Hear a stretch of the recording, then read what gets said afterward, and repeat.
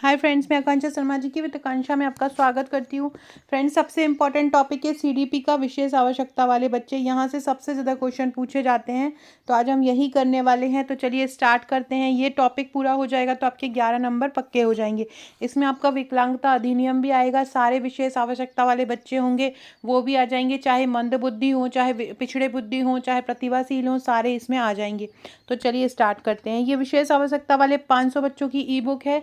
जिन्होंने batch join किया होगा हमारा हम जीतेंगे या प्रैक्टिस बैच, उनको ये मिल गई होगी। बस आपको इस टॉपिक से यही करना है, इसके अलावा कुछ नहीं करना है। इसकी थ्योरी भी आपको हम जीतेंगे बैच में मिल जाएगी और इसके एमसीक्यू भी मिल जाएंगे। पहला क्वेश्चन है, विकलांग संस्थान कहाँ पर है? तेलंगाना में है, सिकंदराबाद में है, भोपाल में है या मुंबई में है? तो विकलांग संस्थान है सिकंदराबाद में। विकलांग संस्था कहाँ है? सिकंदराबाद में है। ये आपसे हैदराबाद भी पूछ सकते हैं ऑप्शन में, क्योंकि हैदराबाद में ही सिकंदराबाद है। तो विकलांग संस्थान कहाँ पे है? सिकंदराबाद में है। विकलांग नीति कब आई थी? 2006 में आई थी। विकलांग अधिनियम कब आया था? 2006 में, 16 में आया था और 2017 में उसको लागू किया था। ठीक है। अगला क्वेश्चन है, प्रतिभाशाली बालकों पर निम्नलिखित में से कौन सी विशेषता लागू नहीं होती? देखो, जल्दी जल्दी मैं इसलिए करवा रही हूँ क्योंकि टाइमिंग ही आपके पास कम है। ज़्यादा लंबा वीडियो बनाएं और हम आपका टाइम जाए, उससे अच्छा आप खुद पढ़ें और वो ज़्यादा बेटर रहेगा। तो इसलिए जितने ज़्यादा क्वेश्चन हो पाए कम समय में वो करो, ताकि आपके क्वेश्चन तैयार हो जाएँ। प्रतिभाशाली जो बालक होते हैं उन पर कौन सी विशेषता लागू नहीं होती? जल्दबाजी, अपने अनुसार आगे बढ़ना, अनभिज्ञता, कुशल होने का जुनून। उनके पास अनभिज्ञता नहीं होती, वो हर चीज़ को जानने की कोशिश करते हैं। अगला है, क्रो एंड क्रो के अनुसार प्रतिभाशील बालकों की बुद्धि लब्धि क्या होती है? देखो, प्रतिभाशील बालकों की बुद्धि लब्धि की परिभाषा अलग अलग लोगों ने अलग अलग दी है। टर्मन ने इनकी आईक्यू बताई है 140। टर्मन ने प्रतिभाशील बालकों की आयु बताई है 140। क्रो और क्रो ने इनकी आयु बताई है 130 प्लस। क्रो और क्रो ने कितनी बताई है? 130 प्लस बताई है। इसके अलावा हैक ने इनकी आयु बताई है 125 और वेंट ने इनकी आयु बताई है 110।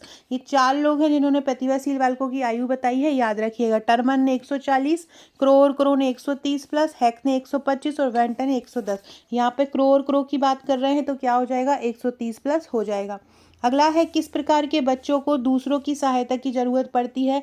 जड़ बुद्धि, मूढ़ बुद्धि या मूर्ख बुद्धि? देखो, ये जड़ बुद्धि, मूर्ख बुद्धि और मूढ़ बुद्धि ये तीनों ही मंद बुद्धि बालकों के प्रकार हैं। किसके प्रकार हैं? ये तीनों ही मंद बुद्धि बालकों के प्रकार हैं, जिसमें सबसे ज़्यादा बेकार जो स्थिति होती है वो जड़ बुद्धि की रहती है। जड़ बुद्धि जो रहता है सबसे बेकार होता है, जिसको हम इडियट भी बोलते हैं। जड़ बुद्धि को हम इडियट भी बोलते हैं। इसके बाद होता है मूढ़ बुद्धि, जिसको हम इम्बेसाइल भी बोलते हैं, और तीसरा होता है मूर्ख। इन सब में जो तीनों में सबसे बेटर होता है वो मूर्ख होता है। मूर्ख व्यक्ति की जो आईक्यू होती है वो 50 से 70 के बीच होती है। इसको मॉरॉन भी बोलते हैं, इंग्लिश में इसको मॉरॉन भी बोलते हैं। जो मूढ़ बुद्धि होती है उसकी 25 से 50 होती है, और जो जड़ बुद्धि होती है उसकी आईक्यू 25 से कम होती है।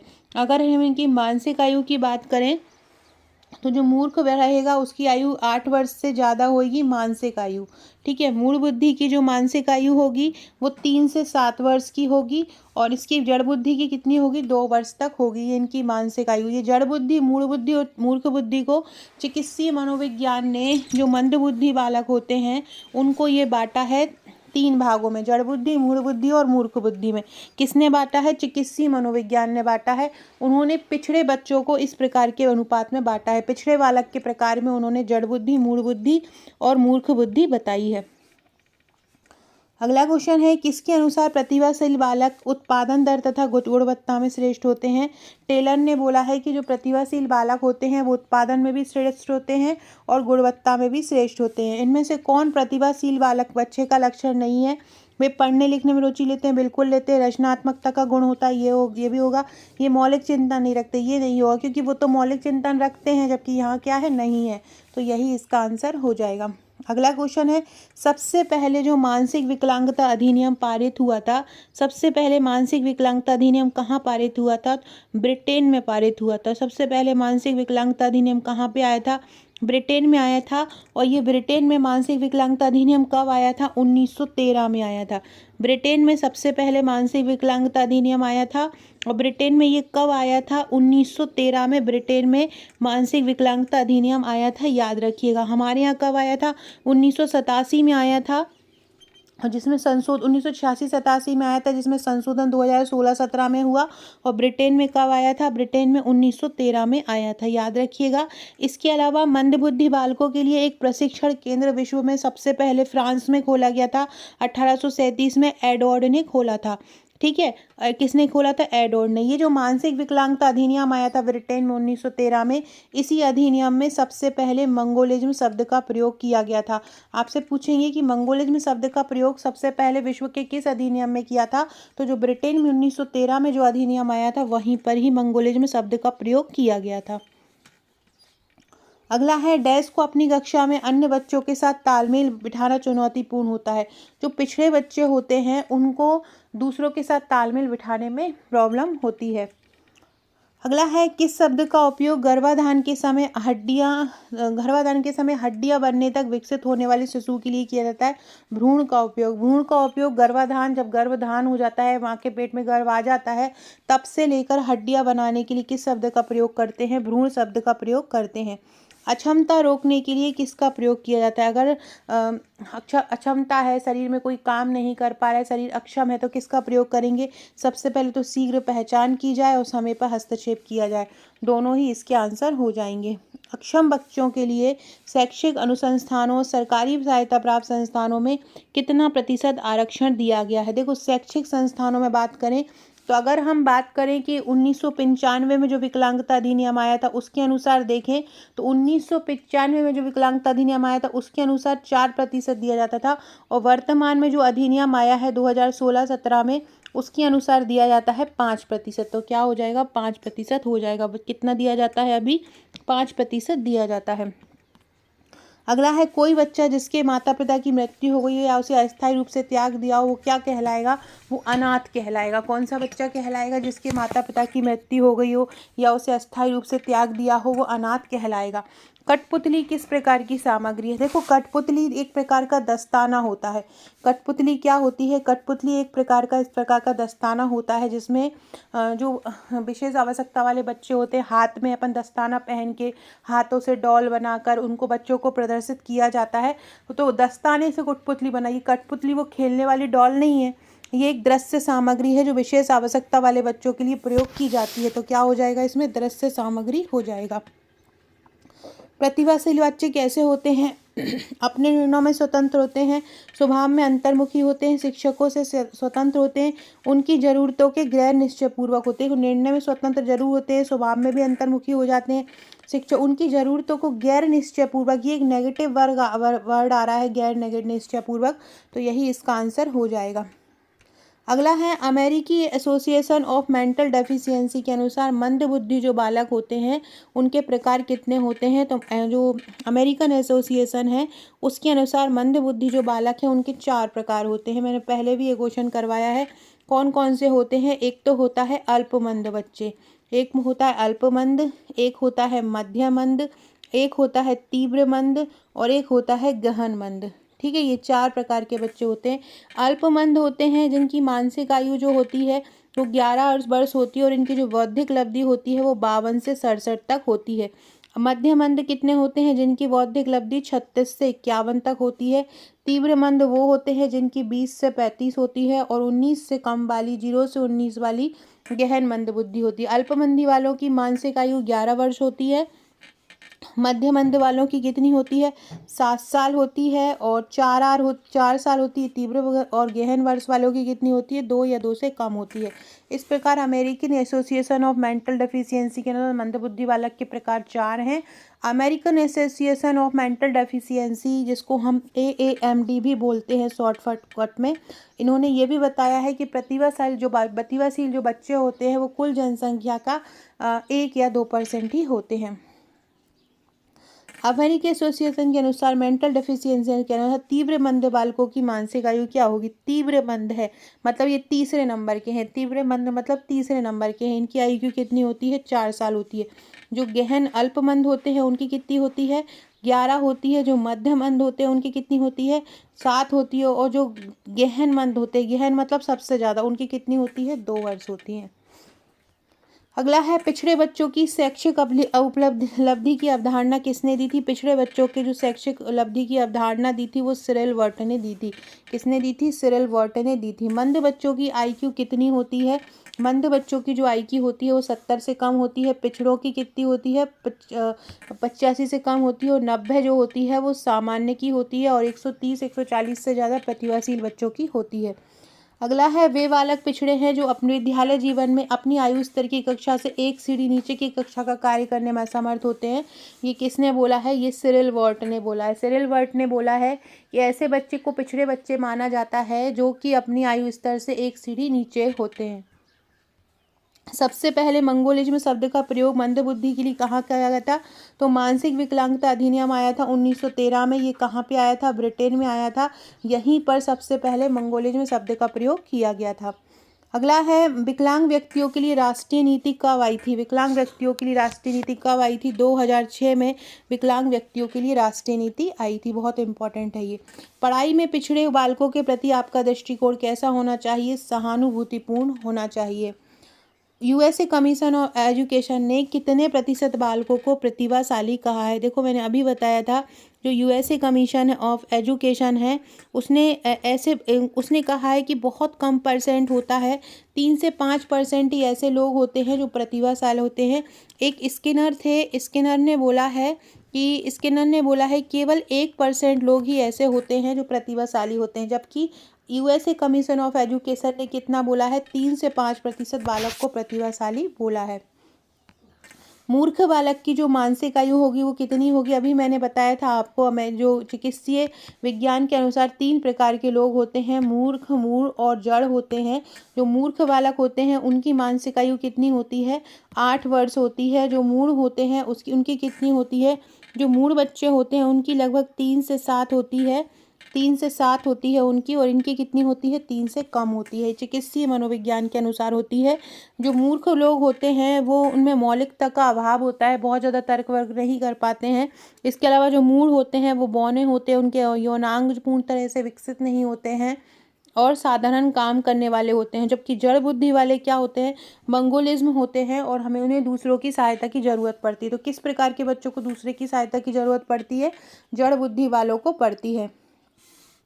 एक बालक जिसकी शैक्षिक योग्यता उसकी प्राकृतिक क्षमताओं से कम है उसको किस रूप में जाना जाता है? उसको हम पिछड़े रूप में जानेंगे या शैक्षिक रूप से मंद बालक के रूप में जानेंगे। वे बालक पिछड़े हैं जिनकी शैक्षिक उपलब्धि सामान्य से कम होती है। उनको किसने कहा है? इसको कहा है हॉल ने कहा है कि ऐसे बालक पिछड़े होते हैं जिनकी शैक्षिक उपलब्धि सामान्य से कम होती है। फ्रेंड्स, ये विशेष आवश्यकता वाले बच्चों के 500 MCQ हैं। आपको बस यही 500 करना है। इसके अलावा बाल देखरेख संस्थान, गैर बाल देखरेख संस्थान, बाल नीतियाँ, बाल कानून और बाल अनुच्छेद, इसके करीब 500 MCQ दूंगी, वो करना है आपको। इसमें एड्स वाला भी शामिल रहेगा टॉपिक। इसके अलावा पॉक्सो अधिनियम रहेगा, उसके 100 क्वेश्चन करना है, वो भी मैं आपको दूंगी। इसके अलावा जो स्कूल पूर्व देखभाल है उसके करीब 1040 MCQ हैं। इतना अगर आपने कर लिया तो आपके CDP का 45 नंबर में से एक भी नंबर बाहर नहीं जाएगा। ऐसे ही जो प्रबंधन के MCQ है, प्रबंधन के लिए भी मैंने करीब 1000+ MCQ तैयार किए हैं। आपको बस वही करना है। योजनाओं के लिए मैंने 2000+ MCQ तैयार किए हैं, आपको वही करना है। अधिनियम के लिए भी 2000+ MCQ तैयार किए।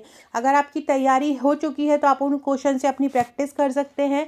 और अगर आपके अभी भी PSC में लगे हो, बिल्कुल तैयारी नहीं हुई है, तो आप अकेले वो MCQ ही रिपीट कर लेंगे तो ही आपका याद हो जाएगा। या आप मेरे जो टेलीग्राम पर वीडियो लेक्चर्स डले हुए हैं ट्रिक के साथ, अगर वही कर लेंगे तो आपको याद हो जाएगा, तो आप उसको ज्वाइन कर सकते हो। निम्नलिखित में से कौन कठपुतली का एक प्रकार नहीं है? डॉल कठपुतली का एक प्रकार नहीं होगा। बाकी दस्ताना, छड़ी और डोरी द्वारा हम कठपुतली बनाकर प्रदर्शित करते हैं। यह डॉल कठपुतली नहीं है। कठपुतली को डॉल से आज से मत निकाल लेना कि कठपुतली का मीन्स डॉल आ रहा है तो डॉल ही होगा। यहाँ पे कठपुतली डॉल नहीं होगा। अगला है भारत में मानसिक स्वास्थ्य अधिनियम कब पारित हुआ था? भारत में मानसिक स्वास्थ्य अधिनियम 1987 में आया था। भारत में मानसिक स्वास्थ्य अधिनियम कब आया था? तो भारत में मानसिक स्वास्थ्य अधिनियम आया था 1987 में। बहुत इंपॉर्टेंट ये क्वेश्चन है कि भारत में मानसिक स्वास्थ्य अधिनियम कब आया? 1987 में मानसिक स्वास्थ्य अधिनियम आया था। अगला है टेबुलर आशा का क्या अर्थ होता है। टेबुलर आशा का अर्थ होता है कोरिलेट। जॉन लॉक ने बच्चे को कोरिलेट कहा है। प्रतिभाशील बालक कुल बाल जनसंख्या का केवल 1% होते हैं। ये किसने कहा है? ये स्किनर और हैरीमैन ने कहा है कि प्रतिभाशील बालक जो होते हैं कुल बाल जनसंख्या का केवल 1% होते हैं। जबकि जो अमेरिकन एसोसिएशन थे उन्होंने बोला है 3 से 5% बच्चे ऐसे होते हैं जो कुल बाल जनसंख्या का प्रतिभाशील होते हैं। अगला है प्रतिभाशील बालक अपनी आयु स्तर के बालकों से योग्यता में बेहतर होते हैं। ये किसने कहा है? तो प्रतिभाशील बालक अपनी आयु स्तर के लोगों से योग्यता में बेहतर होते हैं, ये कोल सैनिक ने कहा है। किसने कहा है? कोल सैनिक ने ये कहा है। अगला है निम्न में कौन मतिमंद बच्चों की विशेषता नहीं है। शैक्षिक प्राप्ति उनकी प्राकृतिक क्षमताओं के स्तर से नीचे होती है, ये तो होता ही है। वे सामान्य स्कूल के काम में तालमेल नहीं रख पाते, ये भी सही है। अपनी उम्र के दूसरे बच्चों से बहुत पीछे बुद्धि होती है, ये भी सही है। बुद्धि कम होती है। बुद्धि जो होती है मतिमंद में होती ही नहीं है, कम क्या, तो चौथा ही इसका उत्तर हो जाएगा। सेरेब्रल पाल्सी एक मस्तिष्क का विकार है, तंत्रिका संबंधी विकार होता है। इसमें सबसे ज़्यादा कौन इसमें प्रभावित होता है? सबसे ज़्यादा इसमें छोटे बच्चे प्रभावित होते हैं। मूढ़ व्यक्ति की मानसिक आयु कितनी होती है? 3 से 7 होती है मूढ़ की, 3 से कम होती है जड़ की, और 8+ किसकी होती है? मूर्ख की होती है। अगला है आरंभिक बाल अवस्था को क्या बोला जाता है? स्कूल पूर्व अवधि भी बोला जाता है, खिलौनों की अवधि भी बोला जाता है, समस्या कठिनाई की अवधि भी बोला जाता है। तो इसमें उपरोक्त सभी आंसर हो जाएंगे। देखो खिलौनों की बोला जाता है लेकिन खेल की नहीं बोला जाता। खेल की अवधि बोला जाता है बाल अवस्था को। American association of mental deficiency के अनुसार गहन मंद बालकों की मानसिक आयु कितनी होती है? गहन मंद बालकों की मानसिक आयु 4 से भी कम होगी। गहन मतलब जो सबसे ज़्यादा, जिनकी सबसे ज़्यादा बुद्धि जो होती है जब सबसे ज़्यादा ही खराब होती है उनको गहन बोलते हैं। और जो गहन वाले होते हैं उनकी आईक्यू कितनी होती है? 4 से कम होती है। तो यहाँ पे सबसे कम वाला जो आंसर दिखेगा वही आपका आंसर हो जाएगा। तो यहाँ पे क्या दिख रहा है? 4, तो 4 ही आपका आंसर हो जाएगा।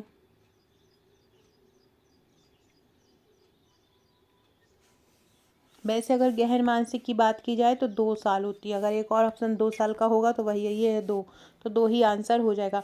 डॉक्टर भार्गव ने कितने प्रकार के विशिष्ट बालकों का वर्णन किया है? डॉक्टर भार्गव ने 4 प्रकार के विशिष्ट बालकों का वर्णन किया है। डॉक्टर भार्गव ने कितने प्रकार के विशिष्ट बालकों का वर्णन किया है? तो डॉक्टर भार्गव ने 4 प्रकार के विशिष्ट बालकों का वर्णन किया है। कौन कौन से 4 प्रकार हैं? एक तो उन्होंने बताया है, एक ऐसे होते हैं जो शारीरिक रूप से अक्षम होते हैं। एक कैसे होते हैं? शारीरिक रूप से अक्षम होते हैं, विकलांग होते हैं, गतिक रूप से विकलांग होते हैं। दूसरे ऐसे होते हैं जो शैक्षिक रूप से विकलांग होते हैं। शैक्षिक मतलब जो शैक्षिक रूप से पिछड़े होते हैं। तीसरे होते हैं जो मानसिक दृष्टि से अलग होते हैं, मतलब या तो बहुत ज़्यादा होशियार होते हैं या बहुत ज़्यादा गधे होते हैं, सृजनात्मक होते हैं, प्रतिभाशाली होते हैं। और एक ये होते हैं जो समाज से समायोजन नहीं कर पाते, मतलब हम इनको बोल सकते हैं सामाजिक रूप से विशिष्ट बालक, जो समाज से समायोजन नहीं कर पाते। तो इस प्रकार डॉक्टर भार्गव ने कितने प्रकार के विशिष्ट बालकों का वर्णन किया है? 4 प्रकार के विशिष्ट बालकों का वर्णन किया है। अगला है परिवार के प्रति व्यक्ति का अद्वितीय समायोजन निर्धारित करने वाली मनोशारीरिक प्रणालियों वाले लोगों में गतिक संगठन को क्या बोलते हैं? व्यक्तित्व कहते हैं। जो परिवेश के प्रति व्यक्ति का अद्वितीय समायोजन करता है, क्योंकि व्यक्ति का कर रहा है इसलिए क्या हो जाएगा? व्यक्तित्व। व्यक्तित्व को हम और क्या बोलते हैं? पर्सोना कहते हैं। पर्सनैलिटी जो होती है वो इसी से ही बनी होती है। मानसिक विकलांगता अधिनियम कब आया था? 1953 में आया था। अब कहाँ आया था? ब्रिटेन में आया था। और इसी अधिनियम में सबसे पहले मंगोलिज्म शब्द का प्रयोग किया था। इसी अधिनियम में सबसे पहले मंगोलिज्म शब्द का प्रयोग हुआ था। मंद गति से सीखने वाले बालकों की विशेषता क्या होती है? पठन में अधिगम क्षमता, पठन में अधिगम की अक्षमता। देखो मंद गति से सीखेंगे ही नहीं तो अधिगम वगैरह तो रहेगा ही नहीं उनमें। कर्णावर्त या श्रवण तंत्रिका की क्षति, उनके लिए तर्क संगत चिंतन करना कठिन है, ये सही हो जाएगा। मंद बुद्धि जो बच्चे होते हैं वो कोई भी तर्क संगत चिंतन नहीं कर पाते, तर्क संगत बात वो नहीं कर पाते।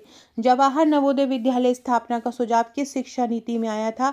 1986 की 87 की शिक्षा नीति में आया था। जवाहर नवोदय विद्यालय का सुझाव कब आया था? 1986-87 में आया था। और जो ये बन गए थे 1997-98 से ये काम इनका आरंभ हो गया था और 86 में इनकी स्थापना का दायित्व आया था, मतलब 86 में इनकी स्टार्टिंग मानी जाती है।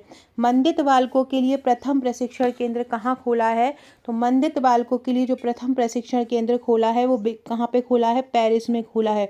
पेरिस में मंदित बच्चों के लिए सबसे पहले ये खोला है। मंदित बच्चों के लिए सबसे पहले एक प्रशिक्षण केंद्र खोला है। 1837 में ये खोला था फ्रांस के पेरिस में। और किसने खोला था? एडोर्ड सोइंगेन ने खोला था। एडोर्ड सैगोइन ने सबसे पहले प्रशिक्षण केंद्र खोला। कहाँ पर खोला था? पेरिस में खोला था। किसके लिए खोला था? मंदित बच्चों के लिए खोला था। अगला है, जड़ बुद्धि की बुद्धि लब्धि कितनी होती है? जड़ बुद्धि की जो बुद्धि लब्धि होती है 25 से कम होती है। और जो मूर्ख व्यक्ति होता है उसकी कितनी होती है? उसकी 50 से 70 होती है। 25 से 50 किसकी होती है? मूर्ख की होती है। और 25 से कम किसकी होती है? जड़ बुद्धि वाले बच्चों की होती है। प्रचुर मंद को हम बोलते हैं तीव्र मंद। जो प्रचुर मंद बुद्धि वाले की बुद्धि लब्धि कितनी होगी? जो प्रचुर मंद की बुद्धि लब्धि होगी, प्रचुर को मैंने क्या बताया था? प्रचुर मंद होते हैं तीव्र। मैंने अलग अलग मंद बुद्धि के आप लोगों को अलग अलग प्रकार बताए थे कि गहन मंद बुद्धि होता है, हल्का मंद बुद्धि होता है, तीव्र मंद बुद्धि होता है। उसी में से ही एक होता है प्रचुर मंद बुद्धि। तो इनकी जो बुद्धि लब्धि होती है वो कितनी होती है? तो 20 से 35 के बीच होती है प्रचुर मंद वाली की। प्रचुर मंद होता है तीव्र मंद। तीव्र मंद को हम बोलेंगे प्रचुर मंद। और गहन मंद होता है बहुत ज़्यादा, जिनकी 0 से 19 होती है। और प्रचुर मंद वालों की 20 से 35 के बीच होती है, तो इसको हम मान सकते हैं 30। 20 से 35 के बीच होती है, इसलिए 30 मान सकते हैं। ICPS का मतलब क्या होता है? इंटीग्रेटेड चाइल्ड प्रोटेक्शन स्कीम बोलते हैं हम ICPS। ICPS क्या होता है? इंटीग्रेटेड चाइल्ड प्रोटेक्शन स्कीम को हम ICPS बोलते हैं।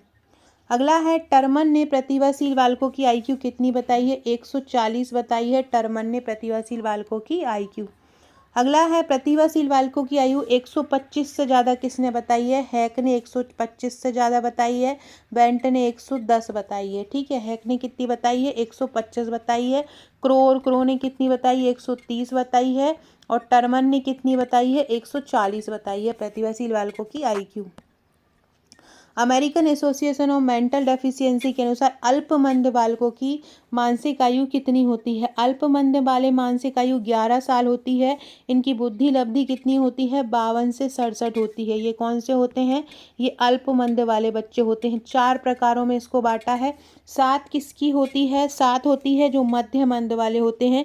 मध्य मंद वालों की IQ 36 से 51 होती है। और ये कैसे होते हैं? मध्य मंद वाले होते हैं। ठीक है, और इनकी जो मानसिक आयु कितनी होती है? 7 साल होती है। इसके अलावा जो जिनकी 4 साल होती है वो होते हैं तीव्र मंद। तीव्र मंद वालों कौन से होते हैं? 20 से 35 होती है। और इनकी 4 साल होती है, इनको क्या बोलते हैं? हम तीव्र मंद वाले बच्चे बोलते हैं। और गहन मंद मतलब बहुत ही ज़्यादा डफर होते हैं, उनका काम ही नहीं कर पाते, एकदम पागल होते हैं। और इनकी IQ होती है 0 से 19 के बीच होती है। और 2 साल इनकी मानसिक आयु होती है। इनको कौन सा बोलते हैं? इनको गहन मंद बोलते हैं। अगला है, सुविधाहीन या वंचित समुदाय से आने वाले विद्यार्थियों के अधिगम को सुसाधित कैसे किया जा सकता है? उन्हें घर पर ट्यूशन पढ़ने के लिए कहकर, उन्हें बहुत से प्रत्यास्मरण कार्यक्रम कार्यपत्र देकर। कैसे कह सकते हैं सुविधाहीन बच्चे को? तो उन्हें अधिगम को उनके साथ अच्छा व्यवहार करके, उनके साथ अच्छे से जो पढ़ाई स्तर है उनके साथ अच्छे से बनाकर, बच्चों के साथ उनके अच्छे व्यवहार करके, टीचर और बच्चों का अच्छे से रिश्ता बनाकर ही हम इसको अधिगम को सुनिश्चित कर सकते हैं। तो इसका आंसर होगा उन्हें उपयुक्त शिक्षा शास्त्र देकर। उन्हें उपयुक्त शिक्षा शास्त्र देकर या उन्हें उपयुक्त शिक्षा शास्त्रीय विधि देकर जो उनके अनुकूल हो वो प्रदान करके वंचित समुदाय से आने वाले विद्यार्थियों को सुसाधित किया जा सकता है। अगला है, मतिमंद शिक्षार्थियों में कौन से लक्षण देखे जाते हैं? जो मतिमंद होते हैं वो अपनी अवधारणाओं को व्यक्त नहीं कर पाते हैं। कैसे होते हैं? उनकी जो अवधारणाएं होती हैं, उनके मन में जो आता है वो उनको व्यक्त नहीं कर पाते हैं। अगला है, पिछड़े बालक का IQ कितना होता है? 85 से कम होता है पिछड़े बालक का। 100 का होता है सामान्य का। और सामान्य से थोड़ा सा अधिक होता है 120 प्रतिभाशाली बच्चों का। अक्षम बच्चों के लिए शैक्षिक संस्थानों और सरकारी सहायता प्राप्त संस्थानों में जो आरक्षण दिया जाता है वो किसके द्वारा दिया जाता है। बहुत इंपॉर्टेंट क्वेश्चन है, इसमें आप लोग बहुत ज़्यादा कंफ्यूज हो जाओगे कि जब अक्षम बच्चों के लिए आरक्षण दे रहे हैं तो क्या सामाजिक न्याय मंत्रालय देगा, लेकिन सामाजिक न्याय मंत्रालय नहीं देता है। इनको कौन देता है? शिक्षा मंत्रालय इनको आरक्षण देता है। कौन देता है? शिक्षा मंत्रालय अक्षम बच्चों के लिए आरक्षण प्रदान करते हैं। American association of mental deficiency के अनुसार मध्यमंद बालकों की कितनी आयु की होती है? मध्यमंद की होती है 7। मध्यमंद की कितनी होती है मानसिक आयु? 7।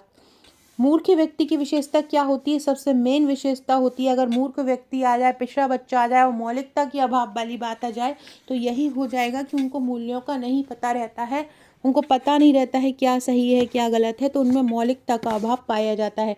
तो मूर्ख व्यक्ति की क्या विशेषता हो जाएगी? इनमें मौलिकता का अभाव पाया जाता है। इन 500 में जो बेस्ट क्वेश्चन है वो मैं आपके लिए लेके आई हूँ। बाकी अगर आपको ये 500 के 500 प्रश्न तैयार करने हैं, इनकी ट्रिक भी आपको पता करना है TMR क्या होता है, CMR क्या होता है, EMR क्या होता है।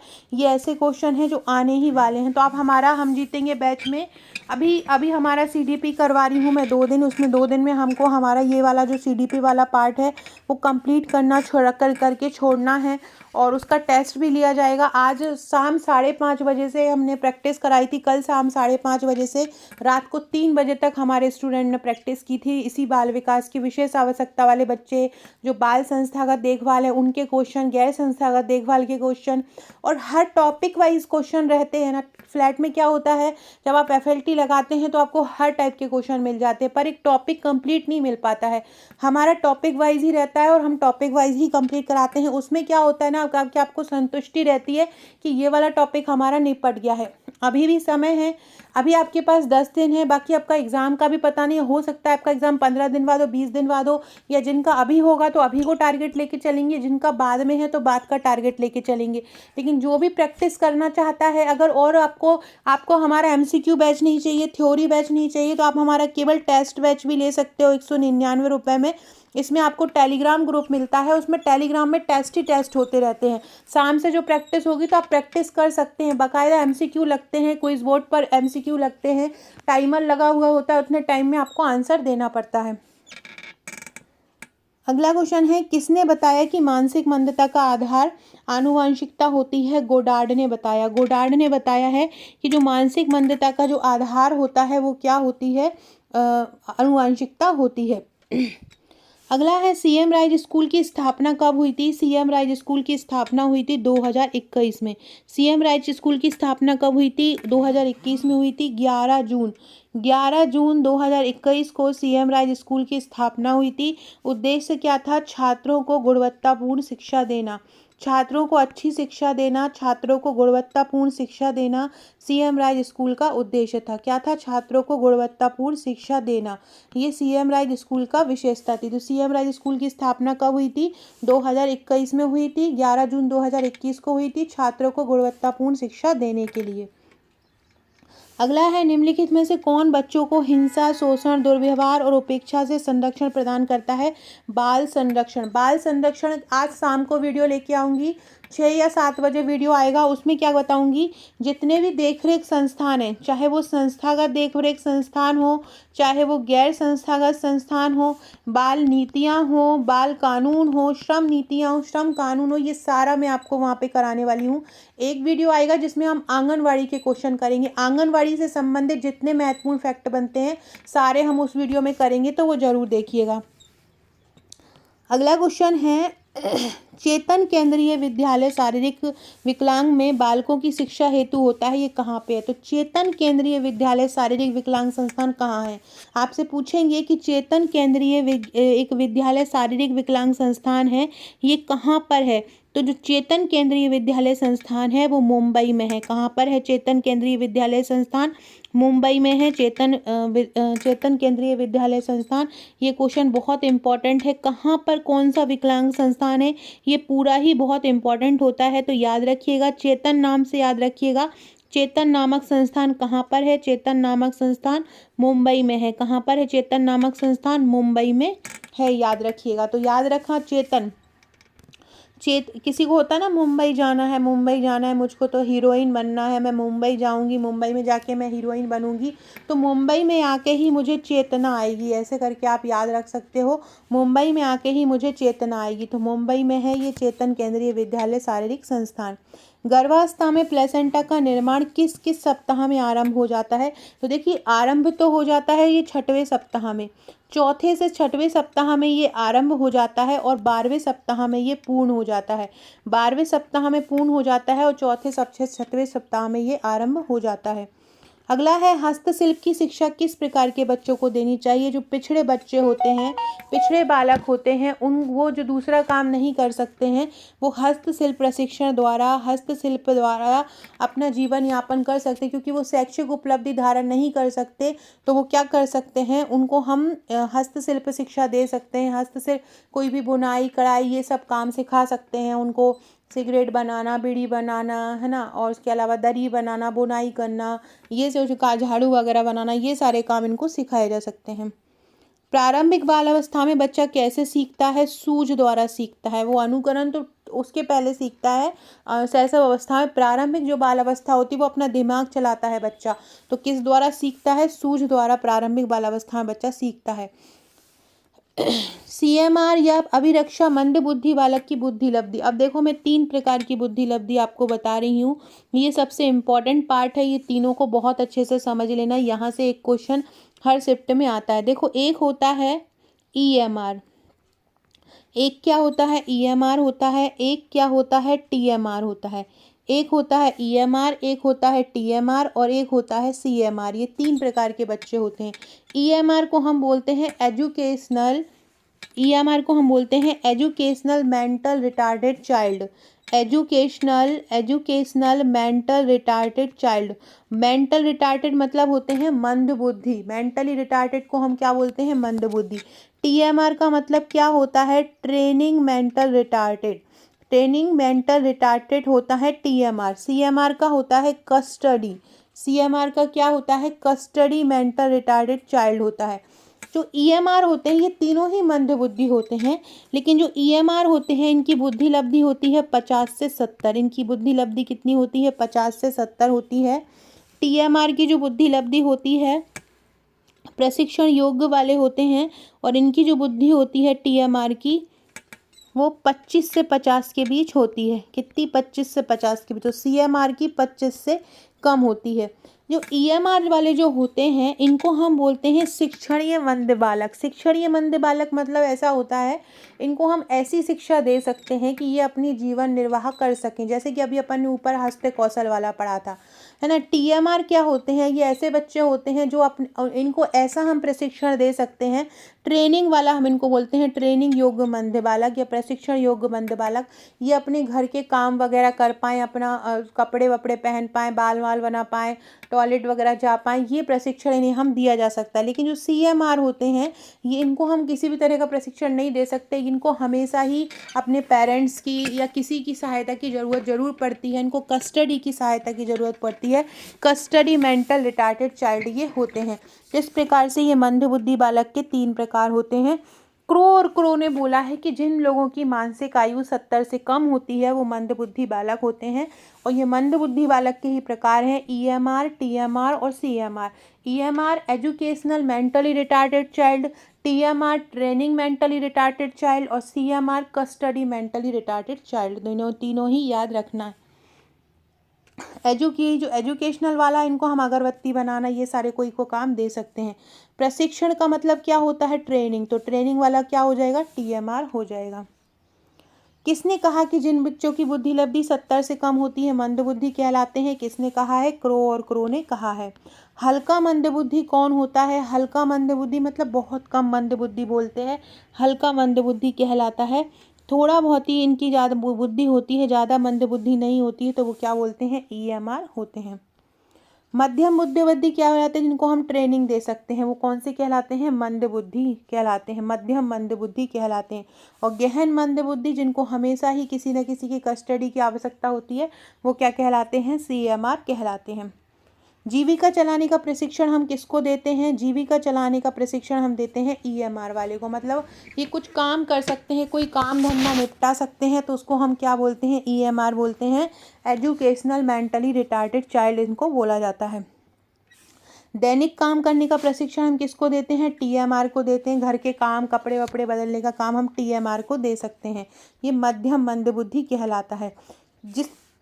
किस प्रकार के बालक बिना अभिभावक की सहायता से कोई काम नहीं कर सकता है? तो सीएमआर जो चाइल्ड होते हैं, कस्टडी मेंटली रिटार्डेड चाइल्ड जो होते हैं, वो बिना अभिभावक की सहायता से कोई भी काम नहीं कर सकते हैं। मंदबुद्धि बालकों के लिए कौन सी पद्धति आवश्यक होती है? व्यक्तिगत शिक्षक, उपरोक्त सुबी, मॉन्टेसरी या बुनियादी शिक्षा। तो जो ऐसे बालक होते हैं जिनकी बहुत ज़्यादा मंदबुद्धि खराब होती है, उनको किस प्रकार की शिक्षा दी जाए ताकि वो अपने जीवन में अच्छे से काम कर पाएँ? तो उन्हें व्यक्तिगत शिक्षा भी देना चाहिए, मॉन्टेसरी शिक्षा भी देना चाहिए, बुनियादी शिक्षा भी। बुनियादी जो शिक्षा आई है 1936-37 में आई थी, महात्मा गांधी ने इसको दिया था। मॉन्टेसरी जो पद्धति है वो 1870 में आ गई थी, 1907 में भारत में आई थी। ये इटालवी लेखिका हैं और इन्होंने प्राथमिक स्कूल के बच्चों पर बहुत काम किया है। लकड़ी के साधनों के प्रयोग पर इन्होंने बल दिया है कि लकड़ी के साधनों का प्रयोग किया जाए। अगला है रिट सिंड्रोम, जो संलीनता होती है, स्वलीनता का कैसा? रिट सिंड्रोम में बच्चा अपने में ही गुम होता है ना, ऑटिज्म प्रकार का होता है, तो ये एक गंभीर स्वरूप होता है। रिट सिंड्रोम क्या होता है? स्वलीनता का एक गंभीर स्वरूप होता है। ये बहुत इंपॉर्टेंट है। इस प्रकार के सिंड्रोम जो है वो आपके एग्जाम में पूछे जाएंगे, तो ये आपको अच्छे से कर लेना है कि रिट सिंड्रोम किसका रूप होता है।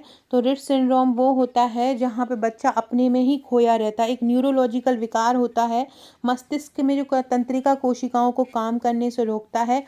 बच्चों का विकास नहीं हो पाता, बच्चा बोलने और चलने में असमर्थ हो जाता है।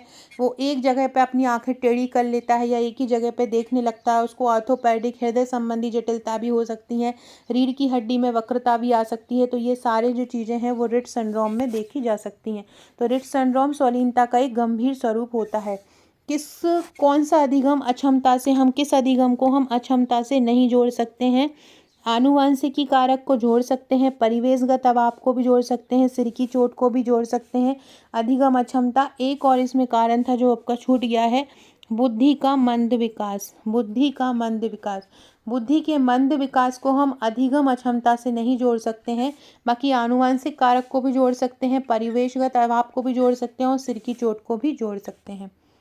बायोलॉजिकल मेंटल डिफेक्ट बुक किसने लिखी है? बायोलॉजिकल मेंटल डिफेक्ट बुक जो लिखी है वो पेनरोज ने लिखी है। किसने लिखी है?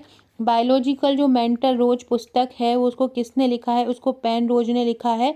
एल.एस. पेनरोज उनका नाम है और उन्होंने ये बुक लिखी। उन्होंने क्या किया है, शरीर की आकृति के आधार पर 4 भागों में एक बच्चे को बांटा है। शरीर की आकृति और संरचना के आधार पर, शरीर की आकृति और संरचना के आधार पर 4 भागों में बांटा है। एक बांटा है हाइड्रोसिफेली, एक है हाइड्रोसिफेली है, एक है हाइड्रोसिफेली। दूसरा क्या है? दूसरा है माइक्रोसिफेली। एक है क्या? हाइड्रोसिफेली। दूसरा क्या है? माइक्रोसिफेली। एक हाइड्रोसिफेली है, दूसरा माइक्रोसिफेली है। तीसरा है क्रेटेनिज्म। तीसरा क्या है? क्रेटेनिज्म है। हाइड्रोसिफेली, माइक्रोसिफेली, क्रेटेनिज्म और चौथा है मंगोलिज्म। चौथा कौन सा है? मंगोलिज्म है। इस प्रकार से 4 प्रकारों में बांटा गया है, हाइड्रोसिफेली, माइक्रोसिफेली, क्रेटेनिज्म और mongolism. Biological mental defect book में इस प्रकार बांटा है। हाइड्रोसिफेली जो होता है इसमें मस्तिष्क जो होता है, एक मस्तिष्क का मतलब ऐसा फूल जाता है, सूजन आ जाती है मस्तिष्क में, और इसमें क्या होता है, स्पाइनल द्रव बढ़ जाता है। सेरेब्राइनल द्रव जो होता है, सेरेब्रल स्पाइनल द्रव जो होता है वो बढ़ जाता है। इससे मस्तिष्क का आकार भी क्या होता है? बढ़ जाता है। माइक्रोस्क्रोसेफेली में क्या होता है? मस्तिष्क का जो आकार होता है वो कम हो जाता है, क्योंकि इसमें जो सेरेब्रल स्पाइनल द्रव होता है वो कम हो जाता है। 17 इंच तक हो जाता है मस्तिष्क का आकार। तो क्रिटेनिज्म होता है, इसके कारण बौनापन आ जाता है। आयु के अनुसार जो बच्चा जो होता है कम हाइट का हो जाता है, आयोडीन की कमी से हो जाता है। मंगोलिज्म जिसको हम जड़ बुद्धि भी बोलते हैं, मुंह टेढ़ा हो जाता है बच्चा, छोटे छोटे हाथ पांव हो जाते हैं। तो ये किसने बांटा है? बायोलॉजिकल मेंटल डिफेक्ट पुस्तक में 4 भागों में बांटा है। किसने लिखी है ये पुस्तक? पेनरोज ने लिखी। इस पेनरोज ने बताया है बायोलॉजिकल मेंटल डिफेक्ट बुक के बारे में।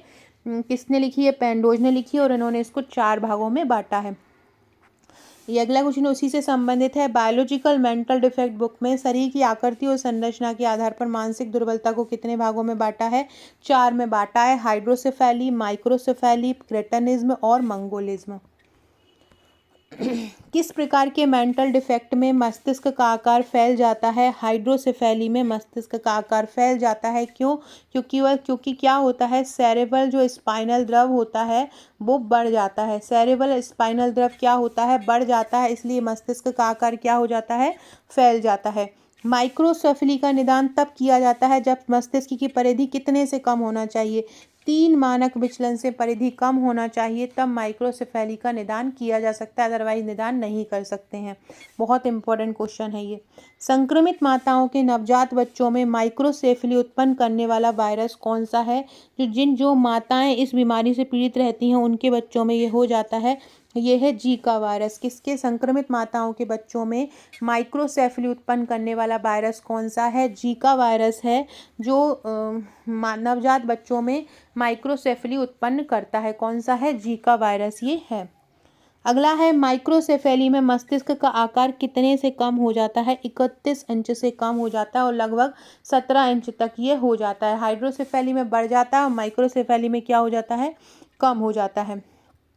किसके अल्प स्नाप से क्रेटिनिज्म हो जाता है? कौन सी ग्रंथि कम स्नाप करती है जिससे क्रेटिनिज्म या बौनापन हो जाता है? थायराइड ग्रंथि से हो जाता है। किससे हो जाता है? थायराइड ग्रंथि से हो जाता है। फ्रेंड्स, आप लोग एक कमेंट करके मुझे आंसर बताइएगा। सफ़ेद बुखार किसको बोलते हैं? सफ़ेद बुखार किसको बोलते हैं? आप लोगों के लिए क्वेश्चन है, सारे लोग इसका आंसर दीजिएगा। सफ़ेद बुखार किसको बोला जाता है? सारे लोग कमेंट करके इसका आंसर ज़रूर दीजिएगा। साथ में डिस्क्रिप्शन बॉक्स में हमारे व्हाट्सएप और टेलीग्राम ग्रुप की लिंक मिलेगी, ज्वाइन कर लीजिएगा।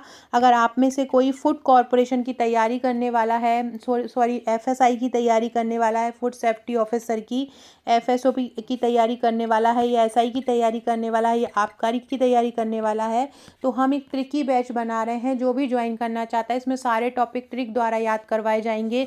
जनरली जिनसे टॉपिक याद नहीं होता है वो ट्रिक द्वारा टॉपिक याद कर सकते हैं। तो वो हम नीचे आपको एक डिस्क्रिप्शन बॉक्स में एक लिंक भेजेंगे, व्हाट्सएप ग्रुप की लिंक भेजेंगे कमेंट बॉक्स में, उसको ज्वाइन कर लीजिएगा। इसके अलावा अगर आपने हमारा इंस्टाग्राम को अभी ज्वाइन नहीं किया है तो इंस्टाग्राम भी ज्वाइन कर लीजिएगा। आकांक्षा 1957 मेरी इंस्टाग्राम आईडी है। वहाँ पर बहुत सारे आंगनवाड़ी के फ़ोटो आज रात को पहुँचाऊँगी, निःशुल्क रहेगा, तो आप वहाँ से उनको फ़ोटो को देख सकते हैं। तो सारे लोग उसको ज्वाइन कर लीजिएगा। अगला है, क्रिटिनिज्म का क्या कारण होता है? क्रिटिनिज्म क्या होता है? क्रिटिनिज्म में बौनापन ही हो जाता है। क्रिटिनिज्म का एक मेन कारण क्या है? थायराइड ग्रंथि से थायरोक्सिन हार्मोन का कम स्राव होना क्रिटिनिज्म का कारण होता है। क्रिटिनिज्म में बच्चा बौना हो जाता है और उसके हाथ पांव भी छोटे छोटे से हो जाते हैं। तो इस प्रकार से क्रिटिनिज्म किसकी कमी के कारण हो? थायराइड ग्रंथि के कम स्नाप के कारण होता है। जन्मजात आयोडीन की कमी के कारण भी हो जाता है। शरीर का और मानसिक विकास दोनों इससे प्रभावित होता है। अपर्याप्त थायराइड हार्मोन के उत्पादन के कारण ये बीमारी हो जाती है। इसमें अपर्याप्त मात्रा में थायराइड का उत्पादन नहीं होता है। अगला है, किसके अनुसार जो व्यवहार होता है, बालक जो अपराध करता है वो एक असामाजिक व्यवहार होता है। मतलब बालक का अपराध करना समाज के लिए अच्छा नहीं होता है। ये किसने बोला है? ये हैटफील्ड ने बोला है। हैटफील्ड ने बोला है कि बाल अपराध एक सामाजिक व्यवहार है, एक असामाजिक व्यवहार है, मतलब समाज की दृष्टि से अच्छा नहीं है। ये किसने बोला है? हैटफील्ड ने बोला है। अगला है, बाल अपराध का कारण आनुवांशिक दोष है। आनुवांशिक दोषों के कारण भी बाल अपराध होता है। ये किसने कहा है? सीजर लाम्ब्रोसो ने कहा है। सीजर लाम्ब्रोसो ने कहा है कि जो बाल अपराध का कारण क्या है? आनुवांशिक दोष है। किसने बोला है? सीजर लाम्ब्रोसो ने। ब्रोसो से याद वो रखो, ब्रुश से याद करो, मेरे ब्रुश में ही दोष है, आनुवांशिक दोष है, मेरे ब्रुश में ही दोष है। तो सीजर लाम्ब्रोसो बाल अपराध का कारण क्या है? आनुवांशिक दोष है। अगला है, यूएनए महासभा ने कितने वर्ष से कम उम्र के बच्चों को बाल अपराधी माना है? बहुत इंपॉर्टेंट है। यूएनए की जो महासभा है उन्होंने 18 वर्ष से कम उम्र के बच्चों को बाल अपराधी माना है। संयुक्त राष्ट्र संघ जो है यूएन, जिसको हम संयुक्त राष्ट्र संघ बोलते हैं, इन्होंने 18 वर्ष से कम उम्र के बच्चों को बाल अपराधी माना है। कितने वर्ष से कम उम्र के बच्चों को बाल अपराधी माना है? 18 वर्ष से कम उम्र के बच्चों को संयुक्त राष्ट्र संघ ने बाल अपराधी माना है। बाल अपराधी को हेडफील्ड ने बताया है कि ये असामाजिक है, समाज के लिए सही नहीं है, जबकि जो लोम्ब्रोसो है उन्होंने बाल अपराध को दोषी बताया है कि एक आनुवांशिक दोष है ना। तो ये याद रखना, इसको ऐसे भी याद रख सकते हो, बाल अपराध जो होता है वो सीजर करते समय आनुवांशिकी में एक परिवार के हो जाते हैं, तो सीजर के कारण दोष आ जाता है, तो सीजर लोम्ब्रोसो याद कर सकते हो। इसके अलावा किशोर न्याय अधिनियम में इस प्रकार के बाल अपराधियों के लिए अलग अलग गृह बनाए हैं, विशेष गृह, संप्रेषण गृह, पश्चातवर्ती गृह, जिनको अपन आज शाम के वीडियो में पढ़ेंगे। जब बालक समाज या सरकार द्वारा कानून का उल्लंघन करता है तो वो बाल अपराध कहलाता है। 1986 में बाल अपराध की उम्र सीमा केवल 16 वर्ष थी। जब हमारे यहाँ किशोर न्याय अधिनियम 1986 में आया था तो कितनी थी बाल अपराधी की उम्र? 16 वर्ष थी। 2008 में इसमें संशोधन हुआ, 2000 में इसमें संशोधन हुआ तो इसकी उम्र कितनी कर दी? 18 वर्ष कर दी। फिर 2015 में आया और फिर पुनः 16 वर्ष में, पुनः 2015 में इसको कितना कर दिया? पुनः 16 वर्ष कर दिया, और 2022 में इसको कितना कर दिया? 18 वर्ष कर दिया। 2022 में फिर इसको कितना कर दिया? 18 वर्ष से कम का बच्चा जो रहेगा बाल अपराधी कहलाएगा, लेकिन जघन्य अपराध करेगा तो वो 16 वर्ष वाला कहलाएगा। ठीक है। इसके अलावा यूएनओ की जो महासभा थी, संयुक्त राष्ट्र महासभा थी, जिन्होंने 20 नवंबर 1989 को एक बाल अधिकार वो बनाया था, बाल अधिकार सम्मेलन को अपनाया था।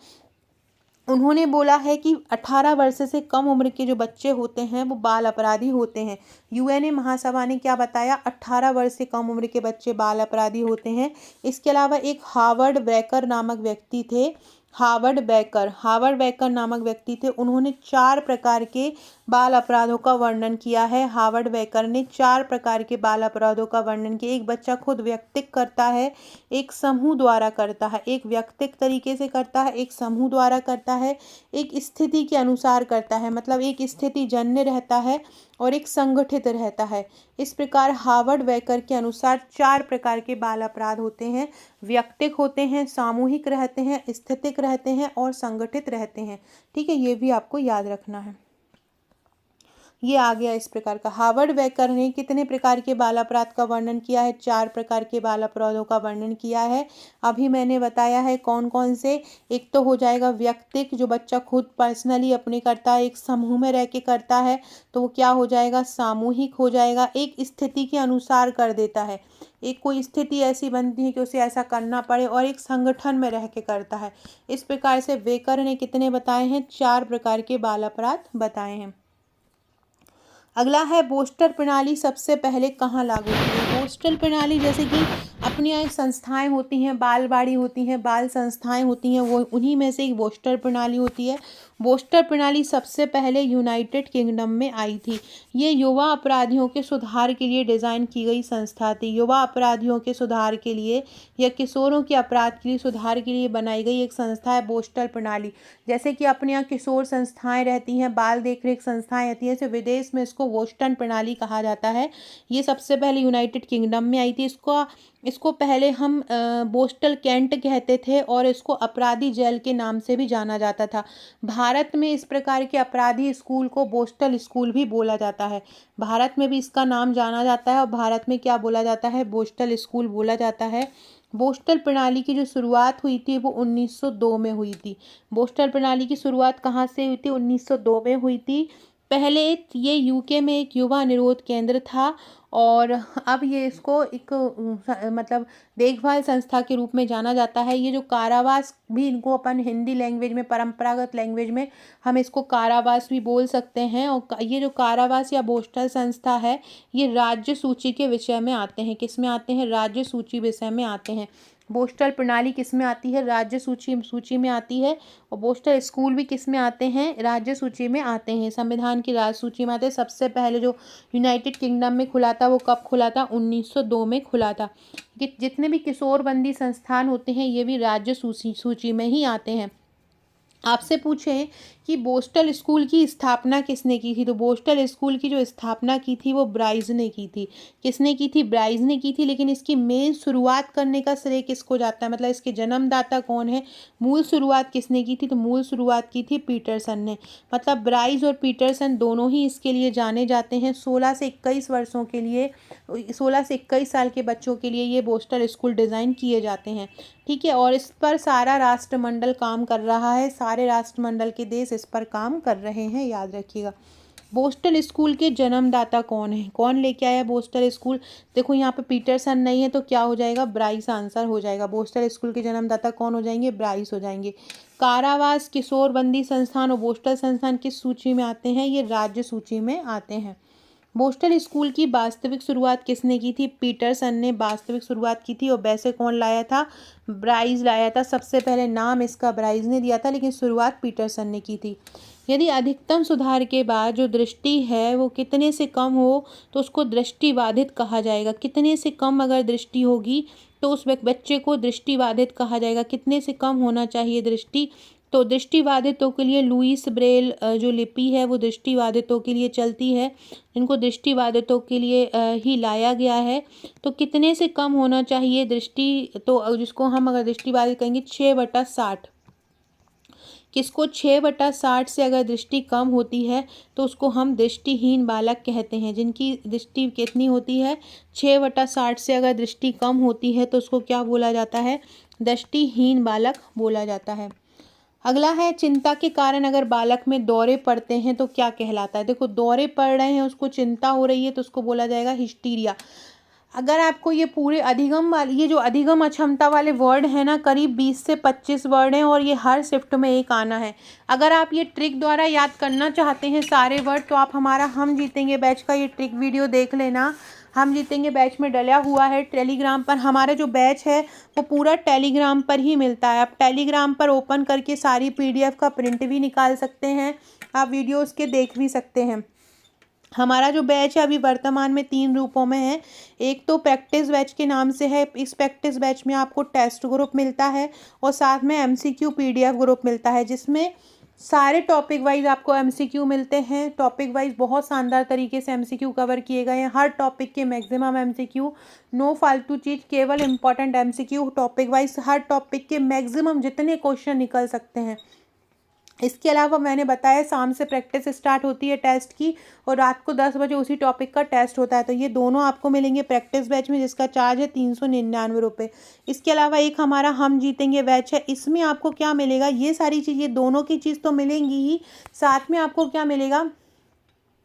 जितनी भी ट्रिक्स रहेंगी वो ट्रिक्स पूरी मिलेंगी, वीडियो लेक्चर्स मिलेंगे और एग्ज़ाम तक हर एग्ज़ाम के रिव्यू में जो जो क्वेश्चन आएंगे उन क्वेश्चन का रिवीजन भी आपको दोनों ही बैच में करवाया जाएगा। लेकिन अगर आपको ये दोनों नहीं लेना है, आपकी तैयारी है, तो अगर आपको केवल प्रैक्टिस करना है, दिन भर शाम भर बस प्रैक्टिस ही प्रैक्टिस करना है, आपको देखना है कि आपके क्वेश्चन कितने सही हो रहे हैं, आप कहाँ पर स्थिति में है, तो आप हमारा टेस्ट ग्रुप ज्वाइन कर सकते हो।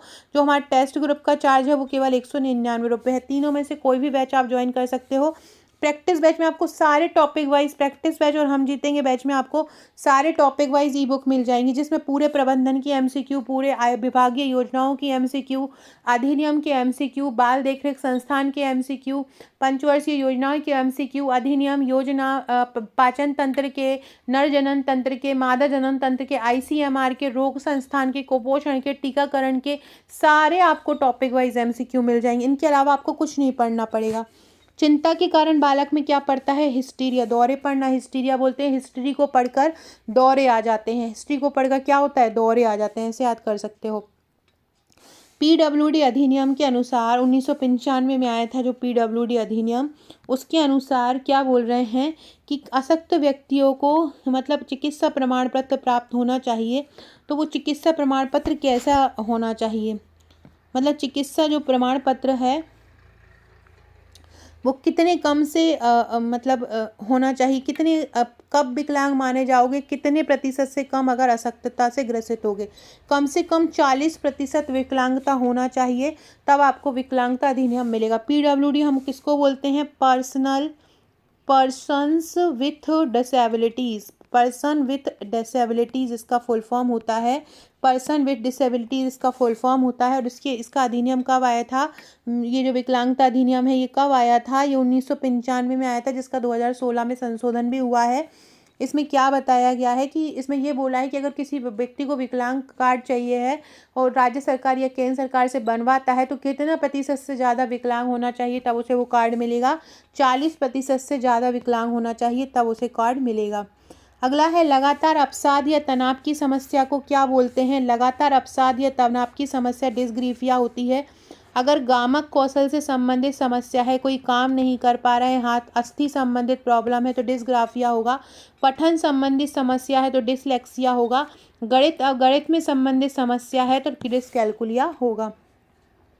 दृष्टि क्षीणता वाले बच्चों में किसकी मदद से, कौन सी एक ऐसी मदद है जो उसको अधिगम को अधिकतम करता है, जो उसके सीखने को सही बनाता है? जो दृष्टि क्षीण बच्चे होंगे तो श्रवण प्रणाली। जो दृष्टि क्षीण होगा उसको ज़्यादा से ज़्यादा सुनेंगे अगर वो लोग तो वो उतना ज़्यादा अच्छे परिपक्व होंगे। सामाजिकता का अभाव क्या कहलाता है? ऐसे बच्चे जिसमें सामाजिकता का अभाव होता है वो क्या कहलाते हैं? सामाजिकता का जो अभाव बच्चे होते हैं उनको हम ऑटिज्म बच्चे बोलते हैं। सामाजिकता का अभाव बच्चे वाले कौन से बच्चे होते हैं? ऑटिज्म बच्चे होते हैं। इनको मंगोल प्रवृत्ति के बच्चे भी बोला जाता है। समाज से दूर रहते हैं, सामाजिकता का इनमें अभाव होता है। ये जो ऑटिज्म बच्चे होते हैं इनमें क्या होता है? सामाजिकता का अभाव रहता है, दूर दूर भागते हैं, कोई आ जाए तो उसे देख के शर्मा जाते हैं।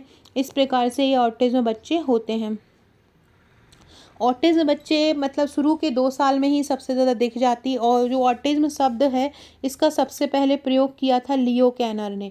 ऑटिज्म शब्द सबसे पहले कौन लाया था? लियो कैनर लाया था। ऑटिज्म को 3 प्रकारों में बांटते हैं। एक होता है क्लासिक प्रकार। क्लासिक प्रकार में क्या होता है? बच्चा जो होता है संकेतों और प्रतीकों को नहीं समझ पाता। दूसरा प्रकार क्या होता है इसका? ऑटिज्म का होता है एस्पर्गर। एस्पर्गर मतलब होता है बच्चा अकेला रहना पसंद करता है। तीसरा प्रकार होता है परवैलिप। परवैलिप में मतलब होता है बच्चा जो होता है वो दूसरी चीज़ों का, पर से याद रखना, पर मतलब दूसरा, वो दूसरी चीज़ों का विरोध करता है, नई नई चीज़ों को नहीं अपना पाता है, वो पुरानी चीज़ों में ही रहता है, नई चीज़ों को नहीं अपना पाता है, तो उसको हम बोलते हैं परवैलिप। इस प्रकार से ऑटिज्म के कितने प्रकार होते हैं? क्लासिक, एस्पर्गर और परवैलिप 3 प्रकार होते हैं। यह एक पेशीय विकार होता है जो ध्वनियों के उत्पादन के लिए जीभ और ओंठों के समन्वय को प्रभावित करता है। कौन, क्या बोलते हैं हम? जीभ और ओंठों के समन्वय को प्रभावित करता है, मतलब समस्या होती है जीभ और ओंठों में। कौन? पठन संबंधित समस्या होती है, बोल नहीं पाता, हकलाता है, तो वो कौन सी समस्या होती है? डिस्प्रैक्सिया उसको समस्या बोलते हैं, जिसमें जीभ और ओंठों का समन्वय नहीं हो पाता है उसको क्या बोलते हैं हम? डिस्प्रैक्सिया बोलते हैं। इसके अलावा ये जो डिस्प्रैक्सिया है इसके अलावा इस प्रकार की समस्या में चित्रांकन की भी समस्या होती है। बच्चा जो होता है कोई चित्र वित्र नहीं समझ पाता, चित्र वित्र नहीं बना पाता, हाथ पांव भी उसके सही से काम नहीं करते हैं। ये समस्या भी डिस्प्रैक्सिया वाले बच्चों में देखी जाती है, ये भी आपको याद रखना है। कम आयु में अगर वृद्धावस्था के लक्षण आ जाते हैं तो उसको हम बोलते हैं प्रोजेरिया। क्या बोलते हैं उसको? हम प्रोजेरिया बोलते हैं।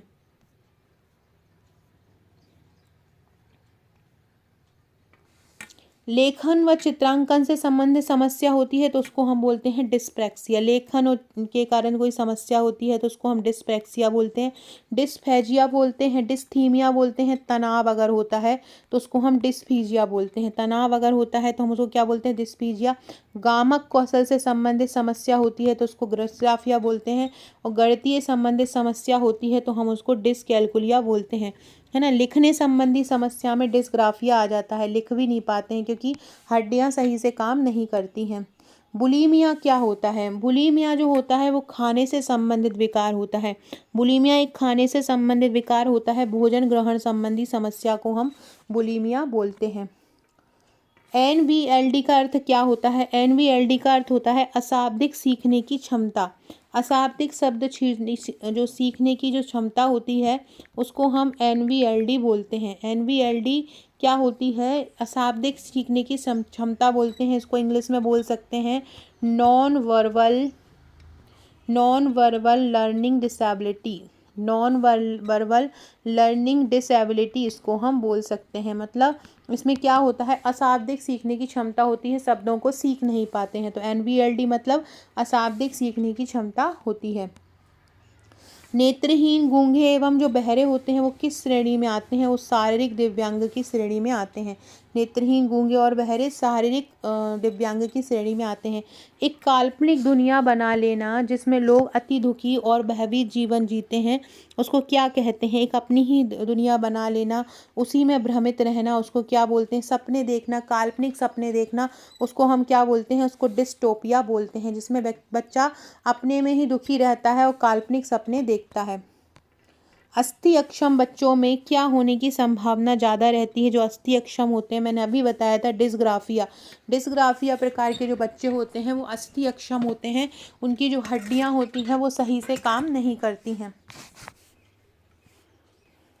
फ्रेंड देखिए, इस प्रकार की ई बुक आपको हमारे बैच में मिलेंगी। ये एक अधिनियम में आपके सारे बच्चों से संबंधित अधिनियम, महिलाओं से संबंधित अधिनियम, पूरे जितने भी टोटल सिलेबस के अधिनियम है, इसके अलावा करंट अफेयर्स के जो अधिनियम है, जैसे कि माता तो लाभ संशोधन हुआ है अभी, प्रसव पूर्व चयन तकनीक अधिनियम आई है, ये सारे आपको इसमें कवर मिलेंगे। ये इस प्रकार की ई बुक आपको हर टॉपिक वाइज मिलेंगी, हर टॉपिक की आपको इसमें ई बुक मिलेंगी, देख सकते हैं आप। इसके अलावा ये हमारे बैच की डिटेल है। ये एक विभागीय योजनाओं की ई बुक मिलेगी, इस प्रकार से ये विकास और पंचवर्षीय योजनाओं की मिलेगी, स्वास्थ्य नीति की मिलेगी, ऐसे ही आपको ग्रामीण विकास विभाग की मिलेंगी, ऐसे ही आपको जनजाति विभाग की मिलेंगी, सारे विभागों की योजनाएं आपको मिलेंगी। पोषण की आपको ई बुक मिलेगी, आईसीएमआर की आपको ई बुक मिलेगी। मतलब अगर आप टॉपिक वाइज चाहते हैं कि आपका टॉपिक तैयार हो गया और आपको अब बस एमसीक्यू मिल जाए, तो आप हमारा एमसीक्यू बैच ज्वाइन कर सकते हो। बाकी अगर आप न्यू हैं और आप बिल्कुल अभी पढ़े ही नहीं है किन्हीं कारणों से, और आप चाहते हैं कि जल्दी से आपके दिमाग में कुछ घुस जाए, तो आप हमारा ट्रिक वाला बैच ज्वाइन कर लीजिए। उससे आपको ट्रिक से बहुत शानदार तैयारी हो जाएगी। इसके अलावा अगर आपकी तैयारी भी है, सब कुछ है, आपके पास एमसीक्यू भी है, बस आपको ज़्यादा से ज़्यादा क्वेश्चन लगाना है, आपको ज़्यादा से ज़्यादा क्वेश्चन की ज़रूरत है, तो हमारा टेस्ट ग्रुप ज्वाइन कर लो। 199 में है, टेलीग्राम पर है, शाम से ही इसमें प्रैक्टिस स्टार्ट हो जाती है और बहुत अच्छे से आपकी इसमें तैयारी हो जाएगी, तो आप इसको भी ज्वाइन कर सकते हैं। अगला क्वेश्चन है एफएएस क्या होता है? एफएएस को हम क्या बोलते हैं? एफएएस होता है, देखो, माता अगर अल्कोहल लेती है जब बच्चा गर्भ में होता है, और माता अगर अल्कोहल लेती है तो उसको हम क्या बोलते हैं? उसको हम बोलते हैं फीटल अल्कोहल सिंड्रोम। उसको क्या बोलते हैं? फीटल अल्कोहल सिंड्रोम बोलते हैं। ये तब होता है जब माता क्या होती है, माता का बच्चा गर्भ में होता है और वो अल्कोहल लेती है, तो बच्चे में ये बीमारी हो जाती है। फीटल अल्कोहल सिंड्रोम बीमारी किस में हो जाती है? बच्चे में हो जाती है। अगला है डिसलेक्सिया की जो पहचान की थी, डिसलेक्सिया की पहचान किसने की थी? ओसवाल्ड वरखान ने की थी। डिसलेक्सिया की पहचान किसने की थी? ओसवाल्ड वरखान ने डिसलेक्सिया की पहचान की थी। बहुत इंपॉर्टेंट क्वेश्चन है ये। डिसलेक्सिया की पहचान किसने की थी? ओसवाल्ड वरखान ने डिसलेक्सिया की पहचान की थी। अगला है राजू 61 के स्थान पर 16 लिखता है और डी के अक्षरों बी और डी अक्षरों में भ्रमित हो जाता है। देखो, जहाँ भ्रमित हो रहा है मतलब उसको पढ़ने संबंधित समस्या आ रही है। जब भी पढ़ने संबंधित समस्या आएगी तो वो पठन वैकल्य या डिसलेक्सिया में आ जाएगा, क्योंकि उसको क्या हो रहा है? पढ़ने संबंधित समस्या आ रही है। कम आयु में ही अगर वृद्धावस्था के लक्षण आ जाते हैं तो उसको क्या बोलते हैं? उसको प्रोजेरिया बोला जाता है। कम आयु में वृद्धावस्था के लक्षण आना। शब्दों या वाक्यों में का ज्ञान ना होने को क्या बोलते हैं? हाइपरलेक्सिया। हाइपरलेक्सिया में अगर किसी शब्द का ज्ञान ही नहीं हो, किसी शब्द का अर्थ ही नहीं पता हो, है ना, उस वाक्य का ज्ञान ही नहीं पता हो, तो उसको हम क्या बोलेंगे? उसको हाइपरलेक्सिया बोलेंगे। क्या बोलेंगे? हाइपरलेक्सिया। डिसलेक्सिया विकार ग्रसित लोगों के बारे में कौन सा कथन सही नहीं है? जो डिसलेक्सिया से हैं उन्हें स्वनिम जागरूकता बहुत खराब होती है, बिल्कुल मतलब शब्दों की समझने की जागरूकता खराब होती है, सही है। वे श्यामपट से सिर्फ नकल करके लिख सकते हैं, ये सही नहीं है। जब वो पढ़ ही नहीं पाएंगे तो नकल कैसे करेंगे? गत्यात्मक संचालन में कठिनाई होती है, ये भी सही है। एक जैसे दिखने वाले शब्दों में भ्रमित, तो ये भी सही है। तो इसका दूसरा नहीं होगा, बाकी सब सही होंगे। उदास या चिड़चिड़ा मन जो होगा वो किसकी समस्या होती है? डिस्थीमिया बोलते हैं उदास या चिड़चिड़ा मन। इस विकार में व्यक्ति जरूरत से ज़्यादा आहार ग्रहण करता है, वह भूखा ना होने पर भी खाता है, उसको हम कौन सा बोलते हैं? जब वो भूखा नहीं भी होता है फिर भी वो खाना खाता है, उसको भूख भी नहीं लगती फिर भी खाता है, उसको बोलते हैं बिंगी आहार। उसको पता ही नहीं रहता है ऐसे खाने में कि हमारा पेट भर गया है, वो तो खाता रहता है ज़रूरत से ज़्यादा। अगला है डिसलेक्सिया शब्द किसने दिया था? डिसलेक्सिया शब्द दिया था रुडोल्फ वर्लन ने। किसने दिया था? रुडोल्फ वर्लिन ने दिया था। गर्भावस्था के लिए जब हम प्रयोगशाला परीक्षण में जाते हैं तो किस हार्मोन का पता लगा के पता लगता है कि गर्भावस्था है? Human chorionic gonadotropin hormone HCG का पता लगा के यदि इसकी मात्रा 5 से ज़्यादा होती है, 5 ml से ज़्यादा, तो मतलब आपका जो आप गर्भवती होते हो। डिसलेक्सिया भाषा संबंधित किससे संबंधित है? पठन संबंधित समस्या है। पढ़ने संबंधित समस्या जो होती है वो डिसलेक्सिया होती है। अवधान संबंधित अगर कोई समस्या होती है तो उसको कौन सी समस्या बोलते हैं? ADHD बोलते हैं। इसको हम बोलते हैं ADHD को अटेंशन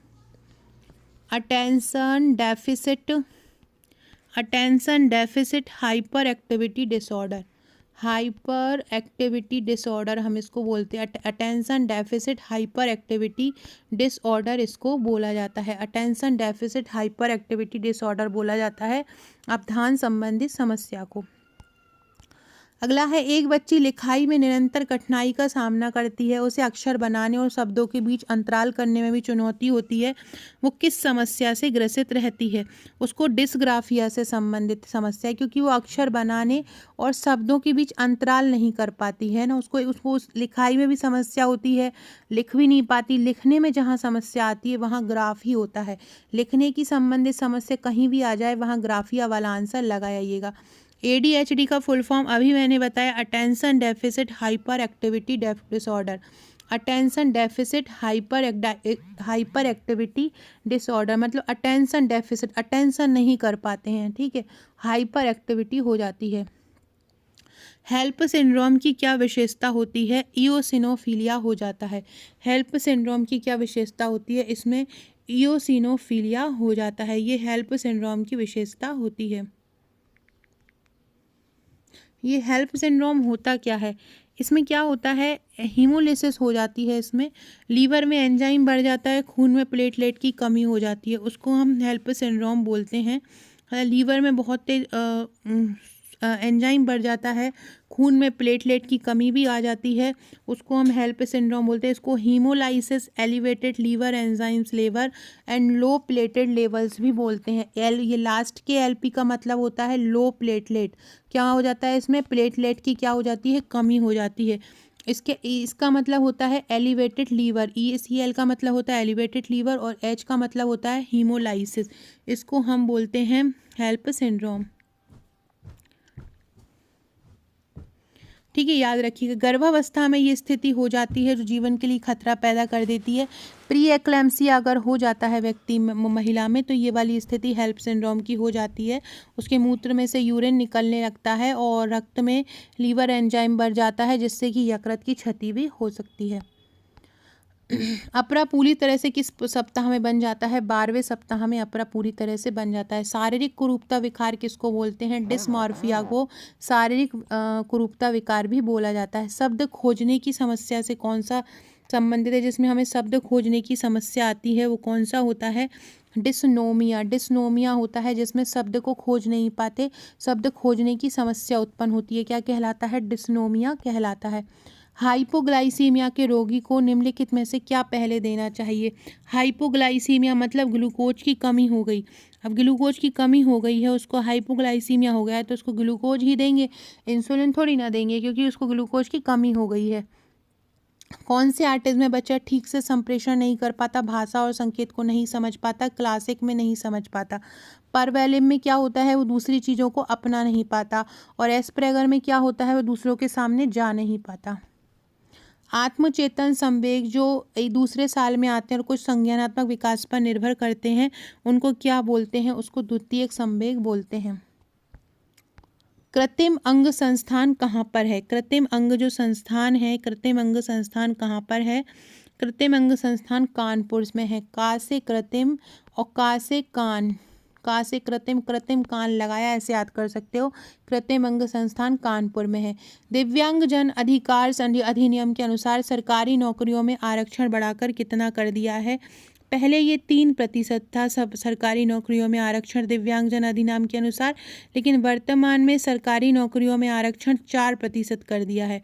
सरकारी नौकरियों में आरक्षण कितना कर दिया है? 4% कर दिया है। और अगर बोलें कि नौकरी में वो शिक्षा में कितना कर दिया है, तो शिक्षा में 5 कर दिया है। विकलांगता अधिनियम 1995 में आया था। ये 7 प्रकार की विकलांगता का वर्णन करता था। 7 प्रकार की विकलांगता का वर्णन करता था। पहले इसमें शिक्षा में 3% नौकरी में शिक्षा में 4% और नौकरी में 3% दिया जाता था। अब क्या किया जाने लगा है, अब शिक्षा में 5% और नौकरी में 4% आरक्षण दिया जाने लगा है। दिव्यांगजन अधिकार अधिनियम जो 1995 था, वो 7 प्रकार की नियोक्ता का वर्णन करता था, लेकिन अभी वर्तमान में 2016 वाला अधिनियम आ गया है। इसका अपडेट आ गया। ये 2016 का जो अधिनियम है, जो लागू 2017 में हुआ था, इसमें विकलांगता की श्रेणी बढ़ाकर 21 कर दी है। मतलब ये 21 प्रकार की विकलांगता का वर्णन करता है। इसमें बोनापन, muscular dystrophy, thalassaemia, haemophilia, sickle cell anaemia, ये सारी चीज़ें आती हैं। विकलांगता की जो जांच की रिपोर्ट है, वो राज्य और केंद्र सरकार दोनों में बनवा सकते हैं। तो सरकारी नौकरियों में आरक्षण इसमें बढ़ाकर कितना कर दिया है, 4% कर दिया है। गर्भावस्था के दौरान किस पोषक तत्व की आवश्यकता दुगनी हो जाती है, आयरन की आवश्यकता दुगनी हो जाती है, आयरन ज़्यादा लेना पड़ता है। दिव्यांगजन अधिकार अधिनियम के अनुसार बौद्धिक क्रियाशीलता में सीमाबद्धता व्यक्ति को संबोधित करने का उचित तरीका कौन सा होता है। जो सीमा में बंधे हुए रहते हैं उनको कैसे हम बाहर निकाल सकते हैं, किस प्रकार के बच्चों से बाहर निकाल सकते हैं। जो व्यक्ति जिसमें बौद्धिक अक्षमता है, व्यक्ति जो बौद्धिक अक्षम वाला बालक होगा वो उसको निकाल सकता है। तो क्या होगा, व्यक्ति जिसे बौद्धिक अक्षमता है। विकलांग व्यक्ति अधिनियम के अनुसार 1995 में कितने प्रकार की विकलांगता का वर्णन है, 7। 1995 में 7 प्रकार की विकलांगता का वर्णन किया गया था, जिनमें कुष्ठ रोग आता था। कुष्ठ रोग को भी विकलांगता के अंतर्गत लिया जाता था। कोई मानसिक बीमारी है उसको भी लिया जाता था। इसके अलावा मानसिक मंदता, 2 बीमारी ये हो गई, मानसिक से संबंधित कुष्ठ भी माना जाता था। शरीर से संबंधित बाधा है, गामक बाधा है, वो भी विकलांग माना जाता था। श्रवण मतलब सुन नहीं पाता, वो भी विकलांग माना जाएगा। अंधापन विकलांग माना जाएगा और अल्प दृष्टि को भी विकलांग माना जाएगा। ऐसे 7 प्रकार की बाधाओं का वर्णन किया था। सेरेब्रल पाल्सी मस्तिष्क विकार है, ये अभी विकलांगता में भी आ गया और ये बच्चों में ज़्यादा होता है। कुछ सब्जियों में उपस्थित ऑक्जेलेट किसके अवशोषण में बाधक होता है, ये लोहा और विटामिन डी दोनों में होता है, लेकिन यहाँ पे इसका आंसर लोहा आएगा। सबसे पहले ये लोहे के अवशोषण में होता है। अनुक्रम जिसमें वृद्धि शरीर के केंद्र से शुरू होकर बाहर की भाग की ओर बढ़ती है। केंद्र से शुरू हो रही है, मस्तिष्क से तो नहीं हो रही है। कहाँ से शुरू हो रही है, केंद्र से शुरू हो रही है, तो उसको क्या बोलेंगे, निकट दूर क्रम बोलेंगे। जो शरीर से केंद्र से शुरू हो रही है। उन बच्चों को अल्पदृष्टि के रूप में जाना जाता है जिनकी दृष्टि तीक्ष्णता कितने के बीच होती है, जो 20/70 से 20/100 के बीच होती है। 20/70 से 20/100 के बीच अगर दृष्टि तीक्ष्णता होती है तो उसे अल्पदृष्टि के नाम से जाना जाता है। अल्पदृष्टि, कम दृष्टि किन्हें माना जाएगा, ऐसी दृष्टि जिनकी दृष्टि तीक्ष्णता कितनी होती है, 20/70 से 20/100 के बीच होती है, उनको क्या माना जाता है, अल्पदृष्टि वाला माना जाता है। याद रखना कितने से, 20/70 से 20/100। निःशक्त जन अधिकार कानून 2016 के अनुसार बधिरता में श्रवण क्षति कितनी होती है। जो बधिर व्यक्ति होते हैं, जो डीफ व्यक्ति होते हैं, उनकी श्रवण क्षति की सीमा कितनी होती है, दोनों कानों में 70 डेसिबल। 70 डेसिबल श्रवण क्षति जो होती है वो बधिर कान में श्रवण क्षति कहलाती है। कितनी, दोनों कानों में अगर 70 डेसिबल से कम अगर सुन पा रहे हो तो वो व्यक्ति कैसा कहलाएगा, डीफ कहलाएगा, बधिर कहलाएगा। कब कहलाएगा, अगर 70 डेसिबल से श्रवण क्षति कम हो। क्वासिओरकर टर्म किसने दी थी, सिसिली विलियम्स ने दी थी 1931-32 में। दिव्यांगजन अधिकार अधिनियम के अनुसार किस शब्दावली का प्रयोग सबसे अधिक उपयुक्त होता है। दिव्यांगजन में दिव्यांग को क्या कहा गया है, दिव्यांगता बोला गया है। तो दिव्यांगजन जिसे शारीरिक दिव्यांगता हो वो दिव्यांगजन अधिकार अधिनियम के अनुसार आएगा। जब शिशु को एक तरफ कर अपने को बचाए और हाथ पैर फैलाए तो वो कौन सी क्रिया कहलाती है, वो टॉनिक अनुक्रिया कहलाती है। जब एक तरफ कर अपने को बचाकर हाथ पैर फैलाता है बाहर की तरफ तो वो टॉनिक प्रक्रिया होती है। विकलांग व्यक्तियों का अधिकार अधिनियम कब पारित किया गया था, 1995 में इसको पारित किया गया था और 2016 में इसको संशोधित किया गया था। देखो ये विकलांग व्यक्तियों का अधिकार अधिनियम है। अगर अधिकार की बात आ जाएगी ना तो 2016 आएगा, और अगर विकलांग व्यक्ति अधिनियम अकेला आएगा, विकलांग व्यक्ति अकेले अधिनियम आएगा तो 1995 आएगा। लेकिन यहाँ पे अधिकार आ गया है तो 2016 में हो जाएगा, और विकलांग को हटा के ये क्या हो जाएगा, दिव्यांग व्यक्ति अधिनियम हो जाएगा, दिव्यांग व्यक्ति अधिकारिता अधिनियम। दिव्यांग व्यक्ति अधिकार अधिनियम 2016 लागू कब हो गया था? देखो आया तो ये 2016 में था, लेकिन क्या पूछ रहे हैं ये लागू कब हुआ था? तो 19 अप्रैल 2017 को ये लागू हो गया था।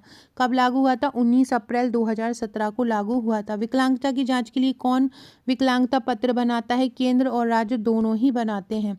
ऑटिज्म का वर्णन सबसे पहले किसने किया था? लियो कैनर ने किया था। साबुत अनाज किसके स्रोत होते हैं? विटामिन बी कॉम्प्लेक्स के अच्छे स्रोत होते हैं। विकलांगता अधिनियम 1995 के अनुसार सरकारी नौकरियों में कितना आरक्षण दिया जाता था? शुरू में 3 दिया जाता था 1995 में, लेकिन अब कितना दिया जाता है? 4% दिया जाता है। विकलांगता अधिनियम के अनुसार बौनापन कितने से कम ऊंचाई वाला होता है? 4 फीट 10 इंच से जो कम ऊंचाई वाला होगा वो बौनापन की श्रेणी में आएगा। विकलांगता अधिकार सुरक्षा अधिनियम के अनुसार 2016 में कितने प्रकार की विकलांगताओं का जिक्र है? 21 प्रकार की विकलांगताओं का जिक्र इसमें किया गया है। कितनी? 21 प्रकार की।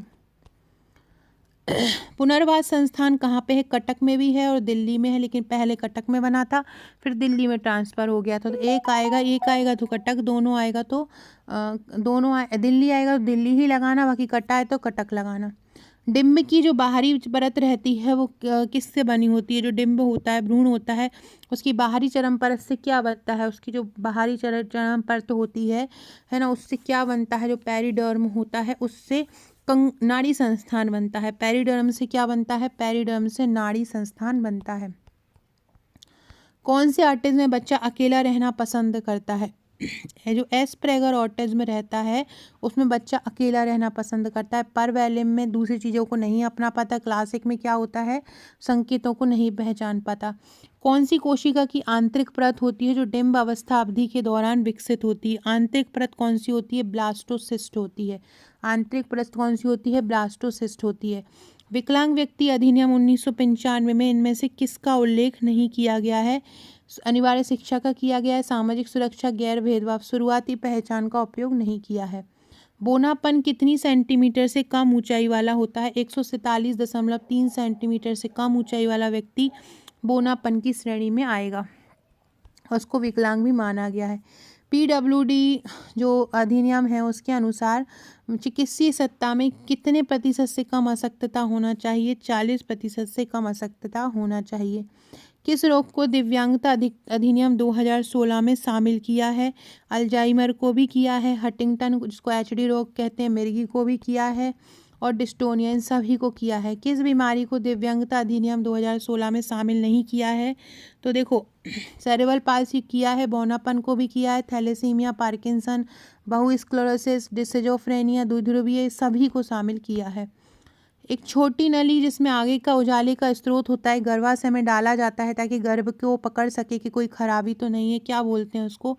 फोटोस्कोपी बोला जाता है। एक व्यक्ति वैधानिक रूप से दृष्टिबाधित है और उसकी दृष्टि क्षेत्र 20 डिग्री, उसकी दृष्टि क्षीणता कितनी रहेगी? 6/60 से कम दृष्टि क्षीणता उसकी रहेगी। निम्न में कौन सा रोग आनुवांशिक रोग है? हंटिंगटन रोग आनुवांशिक रोग है, इसको HD रोग भी बोलते हैं। ब्रेल लिपि का आविष्कार कब हुआ था? 1930 में लुईस ब्रेल ने ब्रेल लिपि का आविष्कार किया था। किसने किया था? इसका ब्रेल लिपि का आविष्कार किसने किया था? लुईस ब्रेल ने किया था, 1930 में किया था। उन्होंने ब्रेल पुस्तक का भी प्रयोग किया था। अंधे व बहरे बालक के अलावा सभी दिव्यांग बालक को सामान्य बालकों के साथ शिक्षा देना चाहिए, ये भी इन्होंने कहा था। दृष्टिबाधित संस्थान कहाँ पर है? देहरादून में है। शारीरिक विकलांग संस्थान कहाँ है? दिल्ली में है। और राष्ट्रीय विकलांग वित्त विकास निगम कहाँ है? वो भी दिल्ली में है। दिव्यांग व्यक्ति अधिनियम 1995 में विद्यालयों में किसको समावेश करने का प्रावधान किया गया कि विद्यालयों में इस चीज़ को समावेश किया जाए? स्वास्थ्य जांच की बोला है, स्वास्थ्य जांच का इन्होंने बोला है। राष्ट्रीय ऑर्थोपेडिक विकलांग संस्थान कहाँ पर है? कोलकाता में है ऑर्थोपेडिक विकलांग संस्थान। किस रोग में मांसपेशी में अनियंत्रित संकुचन होता है जिससे ऐंठन होती है? डिस्टोनिया में होता है। डिस्टोनिया में क्या होता है? मांसपेशियों में अनियंत्रित संकुचन हो जाता है जिससे ऐंठन होती है। किस रोग को एचडी रोग बोलते हैं? हंटिंगटन रोग को एचडी रोग बोला जाता है।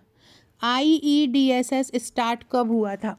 ये आईईडीएसएस को हम बोलते क्या हैं? ये आईईडीएसएस होता क्या है? ये आरंभ तो हुआ था 2009 में। आईईडीएसएस जो हुआ था, आईईडीएसएस जब आया था तो ये कब आया था? 2009 में आईईडीएसएस आया था। ये सेकेंडरी एजुकेशन होता है।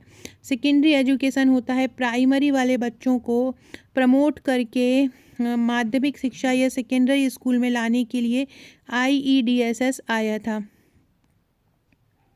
इसको बोलते हैं inclusive education for disabled at secondary stage.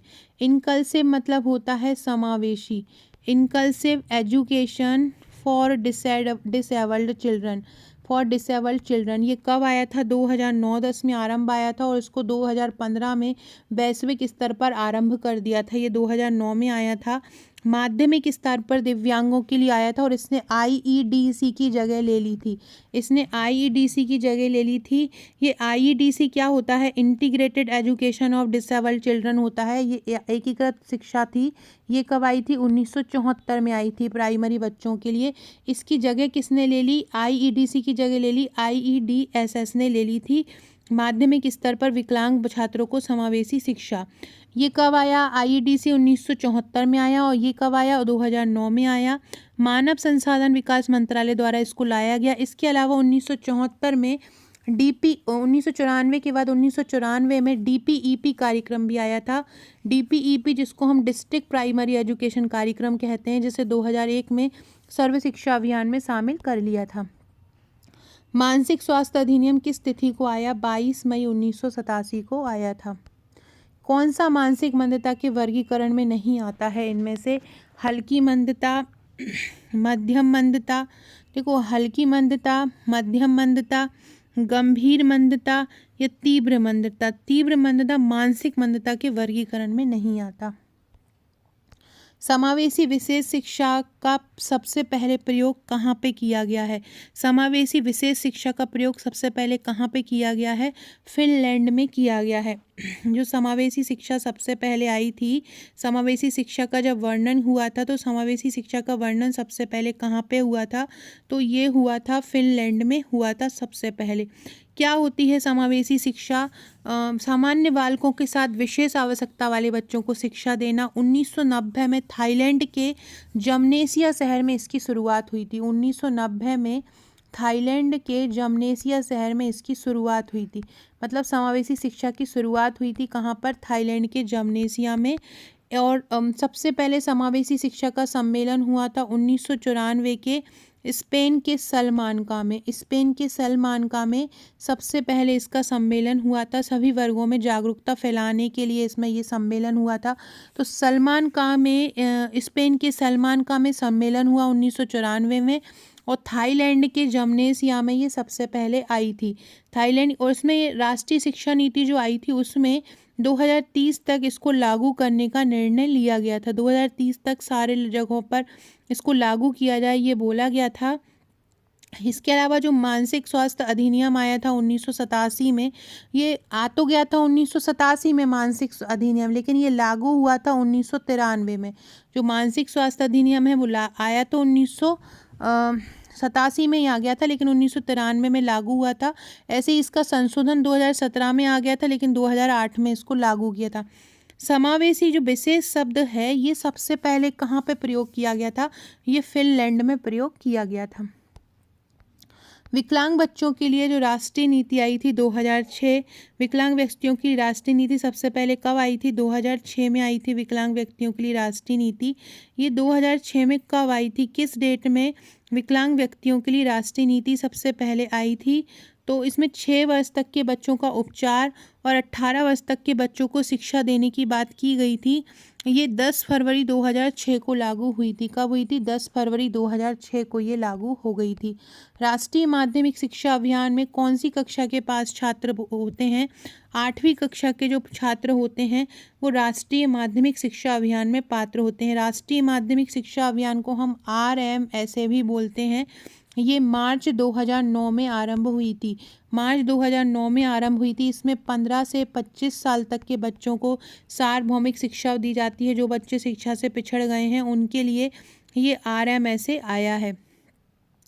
ये जैसे एकीकृत शिक्षा योजना है, IEDSS है, उसके ही अंतर्गत ये राष्ट्रीय माध्यमिक शिक्षा अभियान भी आया है। 8 वर्ष से ज़्यादा बच्चों को, 15 से 25 वर्ष तक के बच्चों को शिक्षा दी जाती है। भारतीय पुनर्वास अधिनियम कब आया? 1992 में भारतीय पुनर्वास अधिनियम आया था। भारतीय पुनर्वास अधिनियम कब आया? 1992 में भारतीय पुनर्वास अधिनियम आया था और 1993 में ये लागू भी हो गया था। इसके अलावा पुनर्वास संस्थान की बात करें कि पुनर्वास संस्थान कब आया था, तो जो पुनर्वास संस्थान आया था वो 1986 में आया था। पुनर्वास संस्थान कब आया था? 1986 में। और भारतीय पुनर्वास परिषद अधिनियम कब आया था? परिषद अधिनियम आया था 1992 में आया था। इसमें जो व्यक्ति विकलांग पुनर्वास के लिए कार्य करेगा उसे सरकार की ओर से प्रशिक्षण भी दिया जाएगा। इसके अलावा ये सांविधिक निकाय बन गया था पूरी तरह से 22 जून 1993 को। वर्तमान में RCI जो है, RCI जो जिसकी स्थापना भारतीय पुनर्वास परिषद संगठन के रूप में जिसकी स्थापना हुई थी 1986 में, इसके जो वर्तमान अध्यक्ष हैं वो इयान कार्डोजी हैं। कौन है इसके वर्तमान अध्यक्ष? इयान कार्डोजी इसके वर्तमान अध्यक्ष हैं। कौन सा कथन सही है? समावेशी शिक्षा महंगी, एकीकृत शिक्षा सस्ती, सही है। एकीकृत शिक्षा नवीन, प्रगतिशील है। समावेशी शिक्षा छात्र केंद्रित है। एकीकृत शिक्षा शिक्षा केंद्रित है। ये सभी कथन सही हो जाएंगे। पीड़ादायक मासिक चक्र क्या हो जाएगा? डिस्मेनोरिया। RMSA में किस वर्ष तक के बच्चों को शिक्षा दी जाती है? 15 से 25 तक के बच्चों को शिक्षा देती है। तो सर ये है मेरा आज का वीडियो। अगर ये पूरे क्वेश्चन आप पढ़ना चाहते हैं, पूरे के पूरे 500 देखरेख संस्थान के 500 पढ़ना चाहते हैं और केवल MCQ लगाना चाहते हैं तो आप हमारा बैच ज्वाइन कर लीजिए। बाकी वीडियो देखते रहिए। अगर बैच ज्वाइन नहीं कर सकते तो वीडियो में भी मैं बहुत अच्छा टॉपिक पढ़ा रही हूँ। Okay friends, thank you.